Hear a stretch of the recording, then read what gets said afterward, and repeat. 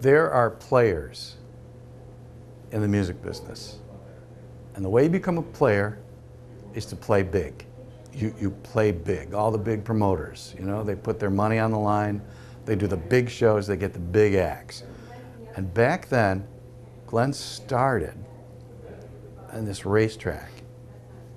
And what made him a really, really big player was he saw the whole game and went out, didn't want to just be Central New York guy, and he went into other communities, built other venues. Now he's a big player.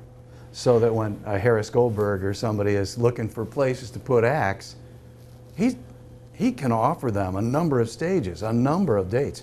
He's a big buyer. He's a big promoter. But number one, he's a showman. He gets it. You know, he gets that the fans are going to come out and he is going to make sure he provides entertainment.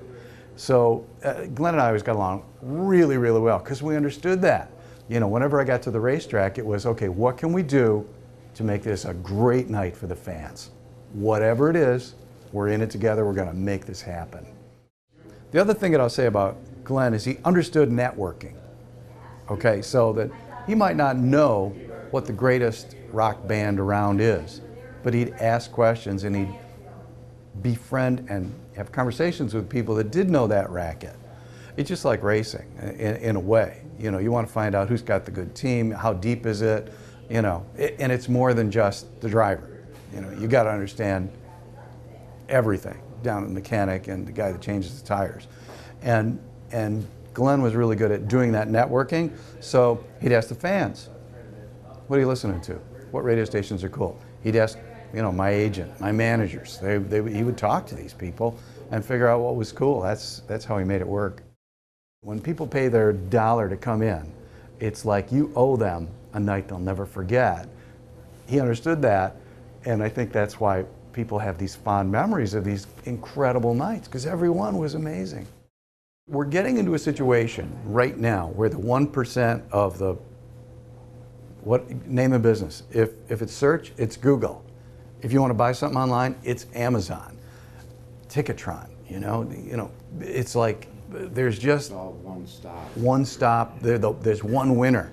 And that's kind of a dangerous thing. I think when you look at what a Glenn Donnelly could do for an act like me, he was regionally dominant. And he took me under his wing and said, look, I don't care. You go out and play your music in front of our fans, and I bless you, just do it. And he let me do that. He nurtured me along.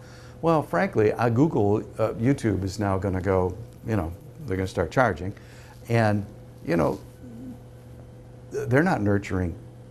Matter of fact, they're going to charge independents, you know, to play ball.